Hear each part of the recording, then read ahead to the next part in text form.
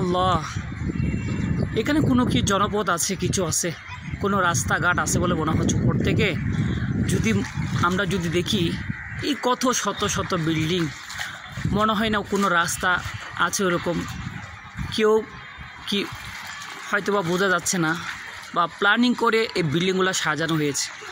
উপর থেকে দেখলে বোঝা যায় এখানে কোনো রাস্তা নাই। এখানে যদি কোনো কারণে একটা যদি দুর্ঘটনা ঘটে, ভূমিকম্প হয় বা অগ্নিকাণ্ড হয়, মানুষ বের হওয়ার কোনো রাস্তা পাওয়া যাবে না। অপরিকল্পিতভাবে যে আমরা বিল্ডিংগুলা করলাম, উপর থেকে যদি আল্লাহর পক্ষ থেকে কোনো আযাব যদি আমাদের উপর আসে, এখানে মানুষ বুড়ি মানুষ মারা যাবে, এখানে কেউ রক্ষা করার কোনো সুযোগ নেই। আল্লাহ কি দয়াবান, মেহেরবান আল্লাহ আমাদের উপর কত রহম করেছেন, দয়া করেছেন। সকল বিপদ থেকে আমাদেরকে আজ পর্যন্ত রক্ষা করে চলেছে।